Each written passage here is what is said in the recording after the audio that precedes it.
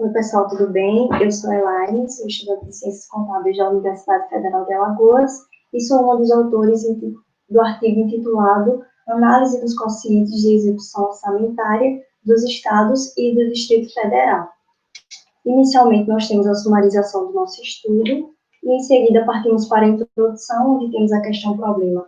Quais os desempenhos dos quocientes de execução orçamentária das receitas e despesas e dos resultados orçamentários dos estados e do Distrito Federal no período de 2010 a 2018.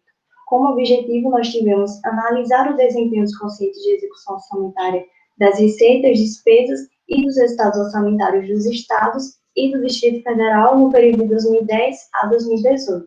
Como justificativa, nós tivemos a dificuldade de compreensão da execução orçamentária evidenciada no balanço orçamentário, principalmente por cidadãos que não são da área de finanças, além de revelar à população informações a respeito de impostos arrecadados e na execução de atividades. Além do mais, tanto a sociedade acadêmica quanto profissionais da área requerem estudos que permitam avaliar e compreender as questões relacionadas aos quocientes de execução orçamentária, principalmente no período de instabilidade da economia. Além disso, esse estudo traz um respaldo técnico para a tomada de decisões. No referencial teórico, nós temos que a execução orçamentária é obtida por meio do balanço orçamentário, onde esse demonstrará, de um lado, as receitas orçamentárias, divididas por categoria econômica, em receitas correntes e receitas de capital, e, por outro lado, o balanço orçamentário vai demonstrar as despesas orçamentárias, também divididas por categoria econômica, em despesas correntes e despesas de capital.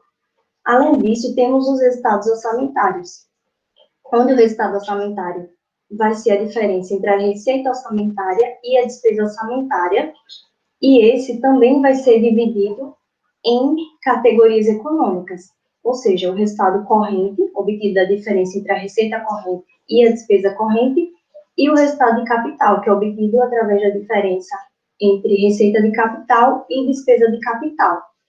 Em seguida, nós temos a metodologia da nossa pesquisa, onde temos a caracterização dela, através de critérios que adotamos, e o enquadramento da pesquisa, em que ela é híbrida, descritiva, dedutiva, foi de levantamento documental, revisão bibliográfica e análise dos dados foi feita através de estatística descritiva.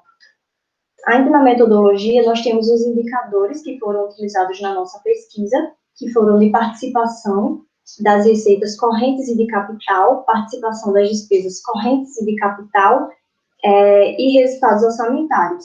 Tanto o resultado orçamentário consolidado, quanto o resultado orçamentário por categoria econômica, em resultado corrente e resultado de capital.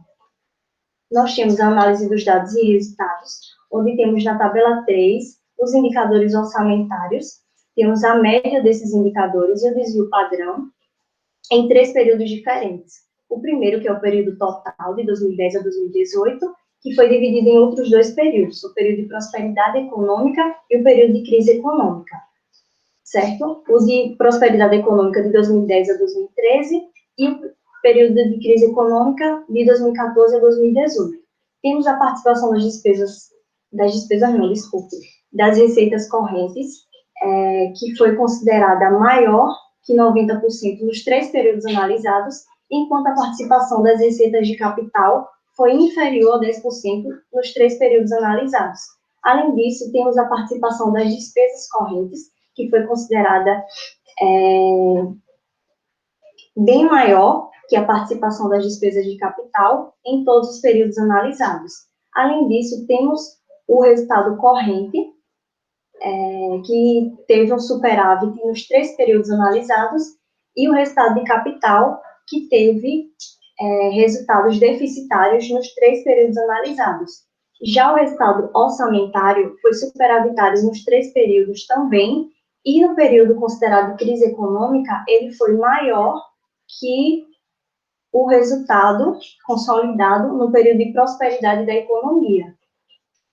Na figura 1, nós temos as médias dos resultados correntes de todas as unidades federativas, onde podemos destacar o estado do Rio de Janeiro, que foi o único estado que apresentou déficits em 2 períodos.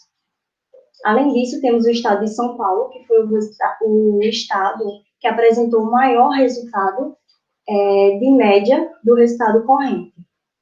Na figura 2, nós temos as médias dos estados de capital das unidades federativas, onde se destaca novamente o estado do Rio de Janeiro, que apresentou um resultado superavitário, junto com o estado de Roraima.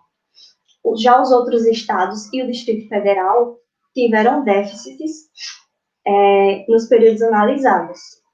Na figura 3, nós temos as médias dos resultados orçamentários consolidados, na qual tivemos o estado do Rio de Janeiro apresentando déficits em 2 períodos, além do estado do Acre, o Distrito Federal e a Paraíba, que apresentaram déficits no período de prosperidade da economia. Como considerações finais, nós temos, de maneira geral, superávites correntes. Em relação à participação das receitas, obtivemos maiores participações das receitas correntes. Em relação às participações das despesas, também a categoria corrente se destacou. Em relação às médias dos resultados orçamentários, as médias dos resultados orçamentários correntes apresentaram, no geral, superávites. As médias dos resultados orçamentários de capital apresentaram, no geral, déficits. E as médias dos resultados orçamentários consolidados, no geral, foram superavitárias também. Em relação às contribuições, esse estudo permitiu tornar as informações que antes eram geralmente incompreensíveis e inacessíveis mais claras e mais objetivas para os cidadãos. Além disso, como sugestões, nós temos analisar os quocientes de execução orçamentária dos municípios. Em seguida, nós temos as referências do nosso estudo. E assim finalizamos a nossa participação no evento, agradecendo.